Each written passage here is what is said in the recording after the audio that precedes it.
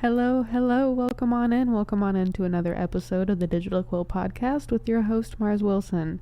Today, I actually have a little bit of a script today. That was redundant, as all redundancies could ever potentially be. Sorry. Let me redo that. On today's Watch Wednesday, we aren't watching anything, just to get that out of the way, but we are reviewing something. And I know it's kind of like a punny way of saying, hey, this is another episode where we're going to be talking about movies and film in a kind of sort of like more nuanced way, a niche way, if you will. Recently, over the weekend, I went to go see Weapons, a new movie, which here is the movie poster, if you are curious. It's a new movie, currently out and about right now in theaters, and I got a chance to go visit Harkins. Harkins. I will say this, there are a lot of different ways I want to talk about Weapons, but I don't want to give anything away. I want you to be able to watch it for yourself, so I am going to say this. There were 5 of us. There were 2.5 of us who hated, or who hate everything in the modern day, right? Because let's be honest, are movies really that great anymore? Are they worth seeing, or would you rather just pay your $17.99 a month subscription for Netflix or something? 2.5 of us will love and watch anything. For those of you who aren't aware, I'm the half. I do hate most modern media, but I will give absolutely anything a watch because I am a bit of a movie nerd person. I did take film study in my senior year of high school, and I do have a appreciation for the art and we'll actually get to that in another episode, so you might want to stay tuned for my thoughts on that. Today is all about Weapons and its diverse cast of people. This is its cast. I feel like we've seen some of these faces before. Do you recognize anyone? Now, I'm not really an actor person. To me, actors are just, other people. They don't really hold like a high regard status in my brain. They never have, and they probably never will, especially given recent news and events in the media. I covered one of these stories, but we're not going to go there in case we get a subpoena. Crazy how this works. But yes. And for those who are extra curious, here is the Weapons official trailer, which I can't show here because I don't know how to show videos and other stuff without getting a copyright strike yet. So we're just gonna pretend the trailer is already watched. We're reading the description and ignoring the reviews because yes, we actually enjoyed the movie. We didn't walk out hating it. At least the 2.5 of us who hate it, like, we felt like it was entertaining enough to have seen in theaters. And I feel like it's entertaining enough to have written a review about, because I don't really like doing reviews about things I hate, even unless I, like, really, really hate it, and it's actually probably maybe a waste of everyone's time if you share a very similar opinion, but I don't know that. So I try to stick with things that are good because I like positivity on my platforms. When all but one child from the same classroom mysteriously vanish on the same night at exactly the same time, a community is left questioning who or what is behind their disappearances. Or their disappearance. It's an interesting film. Very, very interesting film. Now, as I said, I don't know much about the actors who played it or actors in general. I don't think I know who the director is who did it. Who was the director? Directed by Zach Kreger?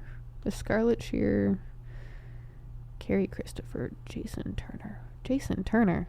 Why does that name sound familiar? Any relation to the Turner family at all? But, let's see.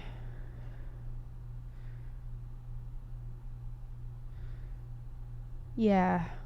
The 2.5 of us who, usually walk out of movie theaters feeling disappointed that we spent 2.5, 3 hours in a movie theater, I actually walked out enjoying it. Like, it was a film for sure. It was original. That's like kind of like the thing that I took away the most out of it, despite some of like the strangeness to it, which you really do need to go see it. But it's original. Almost like completely entirely original. I've seen a lot of horror movies in my life. I went through a very big spell of like indie budget horror movies too. This definitely falls in B-rated movies, but like original. Like, it's, if I could summarize my review into one word, it would be original.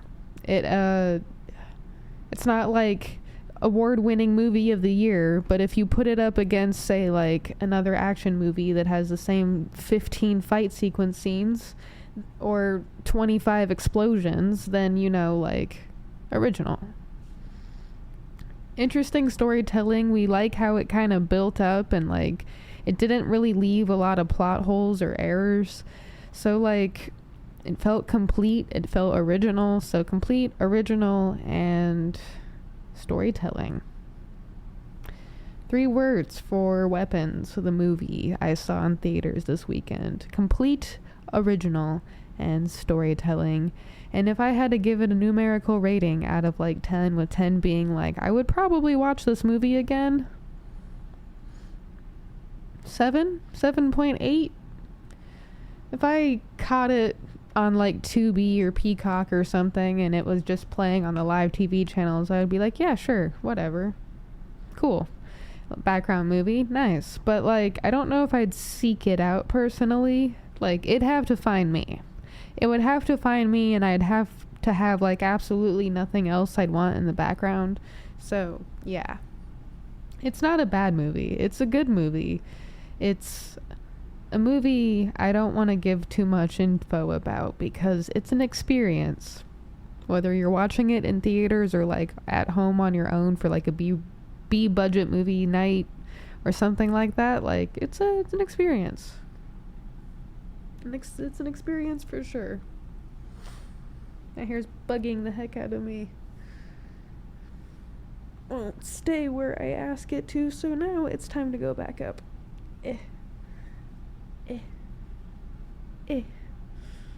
Okay. I hate trying to do buns, but I'm trying to also get better at them because I hate having my hair on my neck, and I need to find a way to shave it without paying too much money. Because I don't need it cut, I just need my neck shaved, damn it. It makes wearing ponytails a lot easier. I learned that trick in security. When I was like always having to have my hair tied back in my uniform, I looked at my neck one day, and this was before I took up a supervisor role, and I was like, I should probably shave that. I shaved it, I looked in the mirror again, and I'm like, well, I had someone else shave it who was doing my hair at the time and doesn't anymore, but I had them shave it, and I looked at the mirror again, and I'm like, yes, clean, not wavy and ticklish. So I need to do it again. It's been fucking 3 years, and it's grown out quite a bit, actually. It's like not enough to put into my ponytail yet, but I hate having hair sometimes. It's nice. It's nice to hide tears, but I hate having it sometimes.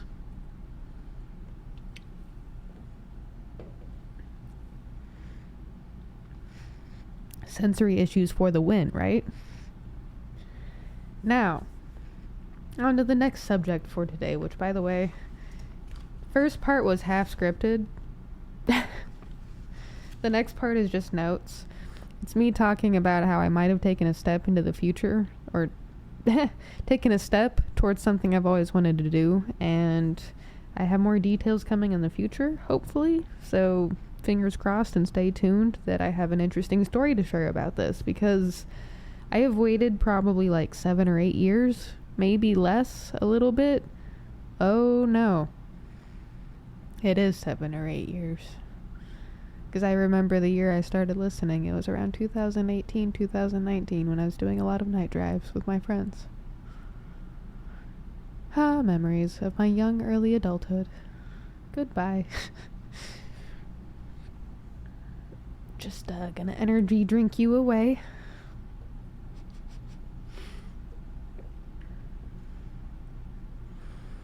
I have finally submitted a story somewhere that I've always wanted to submit.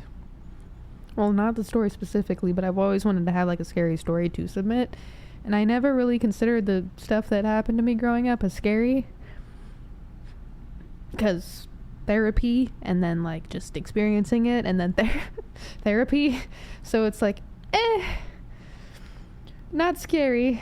But then, you know, when you objectively look at it from like probably another person's perspective, you're like, oh yeah, that would probably be terrifying.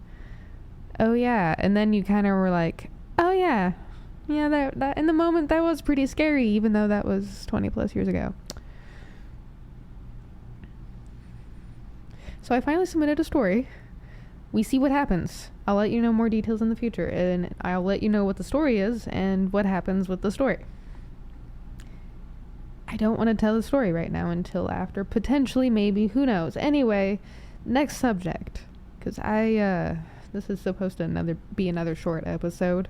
I'm doing shorter episodes this week because I have some ideas for next week, and then leading up to other things, which actually next week is kind of like sort of important in a way. It also ties a little bit into the birthday stream and the Streamlabs rant, which are my 2 notes here, and then I'll pivot back to the first thing I said earlier, and then also talk about this tiny note, and then that is scripted too. Okay, that part, these 4 words are scripted. All right. Interesting note taking. Very, very interesting. I need to refine that. Birthday stream. As I said, I will be doing a live stream for the first time on my birthday. I don't really like my birthday. I'm trying to rectify that. Why? Because there's actually a lot of reasons for that. A lot of people have told me growing up no one should hate their birthday. That still sticks with me. Do I agree? When it comes to my birthday, no, I don't agree. When it comes to everyone else's, yes, no one should hate their birthday. Does that make me jaded? That probably makes me jaded, at least toward myself, which is fine. I am my own worst enemy. But, I'm trying to enjoy it a little bit by doing what I want to do and what I want to enjoy, and I know other people like helping people with that, if you feel inclined. There's a lot of ways to do so in my Linktree. Choose the free options first. For the love of God, please. Because I feel weird when people do monetary things for me. I've always been working on that on my time on the internet in the various projects I do, because I feel like I need to give more than I should somehow, and like when it's a monetary exchange, I'm just like, okay, here's my soul and my social security number and my blood type and my family heritage and also everything else. Is there anything else you need? Thank you for the monetary gift, and also amen. It feels like that. That's how it feels when people help me. I'm still working on that. That's probably going to be a permanent work in progress. I have news for you. I'm sorry. I have news for me. I'm sorry. But Linktree. That is all the details I want to give and feel comfortable giving. Streamlabs rant. Streamlabs rant. What the hell are subscription services and why do we need them? I remember buying programs outright and being able to use the whole freaking thing. And then people would break the programs and stuff, and then just wait for the new program to come out and then hack that. But hey, what happened to owning things, man? Like, I have to lease my phone, and I've been getting so many notifications. No, not lease my phone. I mean, I make payments on it, and those are, like, almost over with. But, like, I get so many notifications, especially now that the payments are almost over with. Hey, trade in your phone, no credit for blah, blah, blah. Hey, keep your phone, keep your phone and get a new one and start a new plan. And I'm like, okay, I like the idea of keeping it, but I don't like the idea that you're making me buy a certain phone in order to keep my phone. What happened to owning things, man?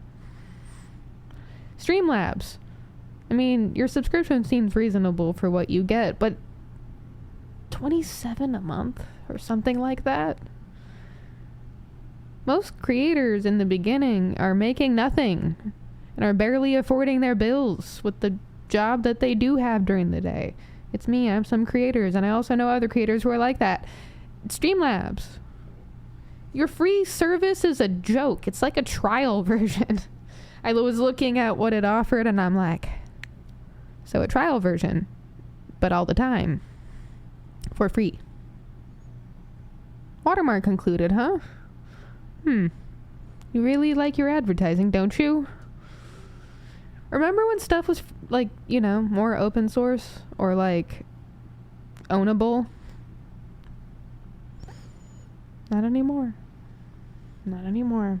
Which is why I want to emphasize we creators need to be creating programs that help each other out. Community. Let's figure out how to do that somehow. I am not a programmer or a game designer. I know how to talk until my face is blue. I know how to write stories and other stuff. My skills aren't very large and wide. I've tried to add to them, but I have to admit my skills aren't far and wide.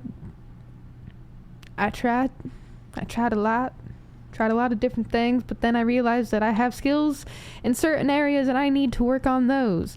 That was around when I was 22. And I was like, okay, need to spend the rest of my 20s figuring out how to hone the things that I know how to do and can get better at. Because that's like part of figuring out what you want to do with your life, right? I mean, I had a pretty good idea growing up, but that doesn't mean I knew how to execute those plans. Hey, I want to be a writer. I want to be a public speaker. I want to be a photographer. How the heck do I get to those things? Well, in the modern age, those are very difficult to achieve unless you do things like this. And also have a day job that makes you want to tear your hair out because it barely pays your bills, but some of your online affirmation things, or not affirmation things, but some of your online attributes or things that you hate doing do make you more money, and it eats away at your soul slowly by slowly. Sorry, I'm side tangenting and ranting about things that just don't make sense to me because we live in a world fueled by money and it's absolute freaking bonkers to me. What happened to the people? What happened to owning property? What happened to freedom and free will? And we're not freaking free until every single one of us is. So, ranting, sorry, thinking about streaming services and like different plugins and how to do things on a tight budget and how it affects other creators and how we all just are under the thumb of people that are somehow more powerful than us and remain more powerful than us. And it's not even like by accident, it's by choice. Instead of prosperity and humanity on any level, people choose to stay in such power that it creates problems like what we're seeing in various things today.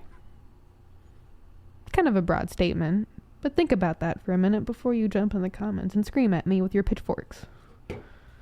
Or scream at me with your pitchforks. I might kind of enjoy it. I do have a lot of popcorn I need to eat, and it would give me something. Both are fine. Both are good. Autonomy. Do it. Do the thing. As I said earlier, next episode will be about movies. And about my thoughts about movies. In a different way from weapons today. I have an idea that I've been thinking about. This has actually been a notebook I've been using all week for notes and stuff. Just Amazon's Amazon Basics that I got from a job one time that I haven't used, and I'm like, okay, let me just take notes this week, I guess. It has been actually kind of interesting. I uncovered some mysteries with my notes, or started some. I even did some other stuff, but we'll get to that later. We'll get to all of that later. Starting with not birthday. That was the next word I saw. Starting with the next episode being about movies. Before we get to that episode, tell me your thoughts in the comments below. This is a bait for engagement. Hook, line, and sinker? I don't know. Hook, line, trying to figure out how to like sign it, but I don't have anything. I don't have any contemporary speaking with body part movement instead of word for that. Is that a phrase or an idiom or I don't know. I have a dictionary around here for parts of speech. I should reread that. But yeah, tell me your thoughts below in the comments with this bait for engagement. What your thoughts about different films are. Are you like a film buff? Would you watch only certain films if they were actually films, or do you watch anything, movies and all? How important is the cinema to you? Do you like movie theaters for the experience, or is it about movies themselves? Movies, just anything that comes to mind. Give me your biggest paragraphs possible, or shortest ones possible. Just tell me your thoughts. Tell me all of them. Send me your books in thought form and text form. I don't mind. I do read them at some point, and I do respond to them at some point-ish, maybe, if I don't forget and feel terrible and then hide in my corner feeling terrible that I forgot, and then further isolating myself from speaking about it or speaking at all because I've realized that like months or years have gone by, and we'll see. Just comment below. I live in comment sections and also emails. To the DMs, not so much. I have weird communication habits I'm working on. I promise. It is a work in progress. Come back in like episode 257 and we'll talk about it. And with that being said, I actually want to show you something. If you've been here a while, you know my T.I.M.E thing, the teach, inspire, motivate, entertain, with an emphasis on entertaining. But then there's also the travel, investigate, meet, make, entertain, or not entertain, explore, experience. Wait, meet, make, explore, and experience. Yeah, I was right. Wow. Do you see how often I second guess myself? Why do I do that? And I should really stop that. Am I going to stop that? Or is that going to be something that is a permanent defect inside of myself where I second guess myself, which is actually a strength instead of a weakness? Anyway, today's episode, I was hoping to lean into the idea of inspiration and entertainment, because when I scripted the on today's Watch Wednesday, I was like, all right, you're going to go in and you're going to have an interesting, funny intro, and then you're going to do the Watch Wednesday thing. All right. You're going to be like, and welcome to today's Watch Wednesday, where you don the character of radio announcement host or some fucking shit. I am at 24 minutes, so I can swear now. Thank God. Language is a little more colorful when you can swear. I learned that early on as a writer when I was trying to not swear growing up, and then it ended up becoming a part of slang that I ended up adapting because our first word in like 3rd or 4th grade class was crap. And that became part of our slang, and then it kind of escalated from there. And honestly, I mean, If you can know when to keep the decorum, like the professionalism, the mannerisms, the manner, then go ahead and swear like a sailor if in the appropriate settings. You don't want to do that in a business meeting when you're discussing finances. You don't want to be like, fuck this and fuck that and screw them and over there, damn that. And no, you don't want to do that. But like when you're telling a story, colorful language, beautiful words, that is what language is for.